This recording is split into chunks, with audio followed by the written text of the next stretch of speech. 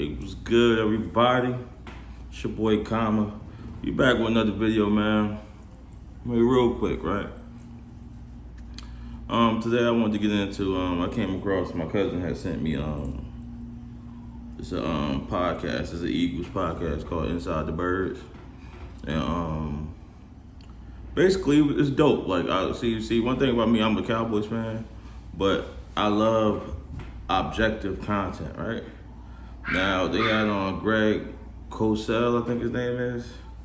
Greg Cosell, the he's famous for NFL films. Like he's basically the film guy. That's what he does. He's famous for it, and he's very objective. And he doesn't have a team. He just talks about. He just basically breaks down what he sees without any bias or anything, right? So, they did it's called the 21 thing NFC East, when they got a nice little series when they break it down each team and they broke down each quarterback and things like that. So it's like I thought it was dope. This video is gonna be a little bit different because I actually want to put the clips in, talk about each quarterback, put the clips in. But it's gonna be a little longer. But I just thought it was dope that they put it in. Like first they was talking about Jalen Hurts, and Jalen Hurts actually was the last video to come out because they did the rival teams first. So the first video I actually seen was the New York Giants, and then they was talked about. Then I watched the Dallas Cowboys and the Washington football team, and then like so on and so forth because it was so intriguing to me. And basically, we're gonna start with Daniel Jones. We start with Daniel Jones, and I done battled a lot of the Giants fans when I said this, because one thing about me, I'm a real football fan, right? So the things he says about Daniel Jones is basically, it's like the unpopular opinion. It's not just he's terrible. There's a lot of variables in the quarterback being terrible, like being put in bad situations. You know what I'm saying? Like he basically was breaking down the pressures and them not being able to send multiple people on routes because you got max protect and things of that nature. But I mean, I'm gonna let y'all see what he say about Daniel Jones, and I mean, you check the clip out, then we go on to the next quarterback. 3-point line. So, but that's all right. That's all right. Well, let's get into the Giants. Let's talk about their offense first, because I think I have more questions about what they are, and what they're going to be offensively now that they've added a little bit. But I think we should start with Daniel Jones, Greg, because I know you've spent a lot of time in particular studying tape and down and distance with him, and we'd love to kind of, pick your brain on what you saw through the tape study. Well, I mostly looked at third down because I just couldn't look at every single throw. So I predominantly looked at third down. And to be honest, guys, it was better than I thought it would be. I thought that the O-line posed some problems. And when your O-line poses problems in pass protection on third down, it really limits what you can do in the pass game, because what the Giants did, and a number of teams do this because you have to, is you end up having to keep a tight end and a back end to pass protect. And very often it's not just a chip where they then release, they become part of the protection. And then you're sending 3 receivers out, and it's very difficult to attack coverage with 3 receivers. Now, Jones was often under duress. And again, when I say under duress, it's not as if they were free rushers, but he was often surrounded by bodies, and he was not particularly comfortable. Now, he was an unsettled player. There were too many snaps in which he did not set and plant his back foot. He probably started to anticipate that he would get pressure. And when you anticipate that you're going to get pressure, you start to play very fast physically, and you just don't set. I think he's going to have to be better in those situations. That's the next step for him, because even though he has some movement ability, he's essentially a pocket quarterback. So the next step for him is he's going to have to learn how to set and deliver when there are bodies around him.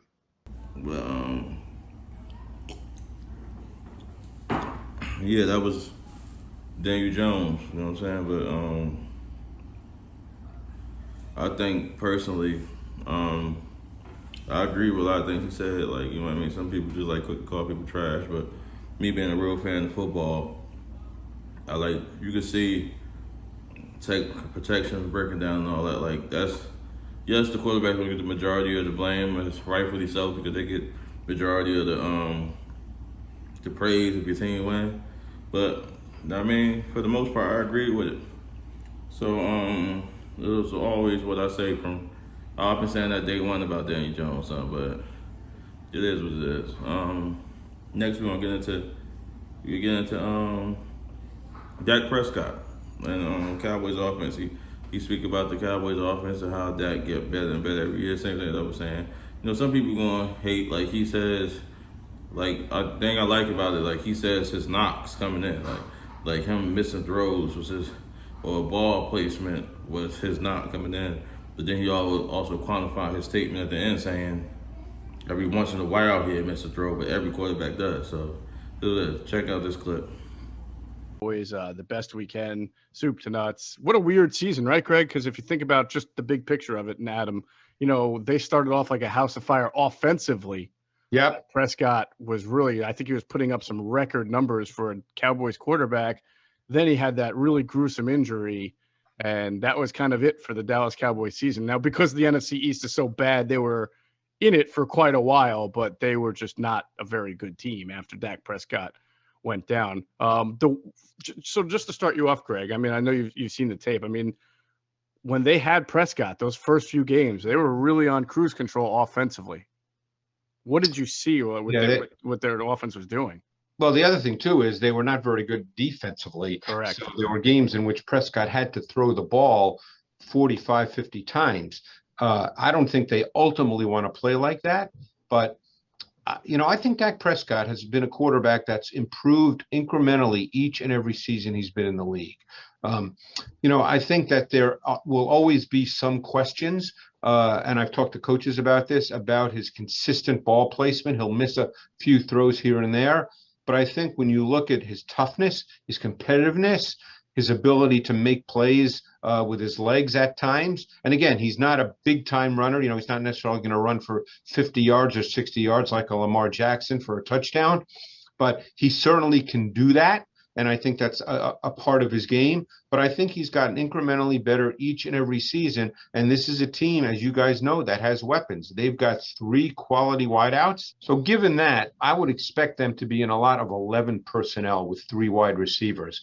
And they have Amari Cooper and CeeDee Lamb, and those are 2 wide receivers that can move around quite a bit within your formation. Now, Michael Gallup in his first 2 years has predominantly been their boundary X, meaning he lines up as the single receiver to the short side of the field. We'll see if they continue to do that, because really I think all 3 receivers can fill that role. So I think they'll be very versatile with their formations, but I think you'll see them as a 3 wide receiver team predominantly. Greg, let's get back to Dak Prescott. This is a guy that no one's studied him more than you have, so you're the perfect guy to talk to about him, because you talked about how good of a start he got off before his injury. Now, I remember for that 16 draft, there were a lot of people, and this probably plays into why he was a 4th-round pick, not a 2nd or 3rd, that had an issue with him because he's more of a see it and throw it quarterback like Justin Herbert. How has your opinion of him evolved from his college days from Mississippi State to what he's become as a professional? Well, I think the other concern, Adam, too, was the ball placement. Yeah. I think that he was inconsistent with his ball placement. It wasn't as precise as you'd like it to be. And I think he's improved somewhat in that area. I think he'll miss a few here and there. And there are times on routes where the receiver is moving, where his ball placement won't quite be as precise as it needs to be. And as we know, run after catch is more a function of the quarterback than it is of the wide receiver. So I think that those were concerns. I think he's improved in those areas. Every once in a while, it'll crop up with a poor throw, but all quarterbacks at times make poor throws. But I think there's a toughness to his game. I think that he'll stand and deliver the football. I tend to be a tape guy, but I have talked to a lot of people. And one thing about Dak Prescott, I think that really stands out when you talk to people is the fact that he plays 4 quarters, that he's mentally tough, he's physically tough, that he stays the same throughout the game. And this is a team with a lot of weapons. You know, we haven't even talked about the run game. Obviously, Ezekiel. Yeah, man. That was his breakdown Dak Prescott, which I agree with the early assessments of his career, and I also, because I was of the mindset when we made that transition from him to Tony Romo. I thought that we'd be better served with Tony Romo because the level he was playing at before he got hurt and the team we had. But I also agree with he got better in every category as the years went on. So it's like I don't have a problem with what he said. I mean, he basically said what we said. And then he said, yeah, to this day, he still misses a throw every once in a while, but every quarterback don't miss a throw. Patrick Mahomes misses throws, Aaron Rodgers, Tom Brady, it don't matter. But next one, Jalen Hurts. Like, the Jalen Hurts one is going to be interesting because a lot of people, when you say something negative, so a lot of people think that you hate him, but like, now mind you, I want you to take in context, this is an Eagles podcast, Inside the Birds. Like, he's not there, he's there being objective and saying, just telling you what he's saying. Like, tell what you're saying on tape.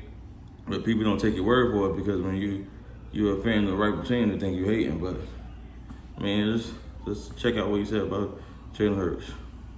We're in the wait and see business. So Greg, speaking of that, I know you saw him last year. We talked to you last year. We talked to you after the season. But I know recently you had a chance to go back and watch. What did that tape tell you versus what you saw last year? You know, I'm just going to people who know me know that there's no agenda. I'm just watching the tape. Yep. And if I'm being totally honest, I was disappointed in the tape when I was able to watch all four starts in one day, just one after the other, which, however number of dropbacks that were. We know that he has very good movement ability, that you can have a designed run game with him, and that was clearly a featured part of what the previous Eagles coaching staff did. I would imagine that Nick Sirianni and staff will do much of that because he can do that well. Quarterback power, naked sweeps, zone read, quarterback draw, quarterback sweep. There's much you can do with Jalen Hurts in the quarterback designed run game. It was the pass game where there were clear concerns that the tape showed. And I guess watching it, I wasn't surprised for this reason. Quarterbacks who've always had the ability to move, not every single one, but the percentage is higher than lower. They almost all show a tendency to break down and leave the pocket prematurely. Now, at times you can compensate for that with a great improvisational run, and everybody gets excited.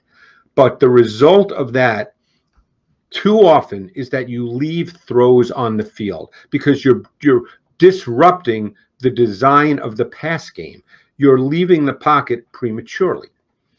And what really stood out watching these four starts was that Hurts lacked at this point, and that has to be clear, at this point, any kind of natural feel in the pocket. He perceived pressure. He broke down in the pocket. He often created his own pressure, which very often happens when you move when you don't have to, because the offensive line blocks a certain way based on the protection call. And if the quarterback is supposed to be in the pocket, they're blocking for the quarterback to be in the pocket, not to move when he shouldn't move. Now, having said that, there were flashes of quality pocket play, especially on throws. And I want to be very clear on this, especially on throws where the timing was predetermined by the route concept, such as out routes and fades. Those are spot throws more than pure anticipation throws. So the timing of those throws is predetermined by the route concept. When you say that, I think of the Jalen Reagor catch. I think in his first start, not the Green Bay game, or maybe it was, I forget. But he threw a really nice fade down the left sideline to Jalen Reagor that impressed a lot of people. I think there was some pressure. I think it was Green Bay. Now that I think about those, pressure on the play, and that was one of those throws that made you say, "All right, this kid can do some things." Yeah, man, there you have it. His thoughts on Jalen Hurts. I think a lot of Eagles fans trip because you think you hate him because they want you to see the upside. Yes, he has upside. Every player has upside. He'll take another step. But the reality of what we seen last year, it was better than what Carson Wentz gave you, yes, but it wasn't what everybody's saying and why they fighting for him to be on the top QB list and all that. what they saying? Like, I don't have anything personal against Jalen Hurts. Like, I honestly root for another young black quarterback to be successful in this league. But the reality of the situation is he has to get better in a lot of areas, particularly throwing the ball and diagnosing coverage and things of that nature. Like, there you have it. The guy that's on the actual Eagles podcast, he's saying it. He watched the film. He don't got nothing to gain from that. So it is what it is, man. But I hope y'all enjoyed this video. It's a different video. It's going to be longer than the video I usually put out. But let me know what you think in the comments. Always remember, like, subscribe. It's your boy, Kama. Salute. We out.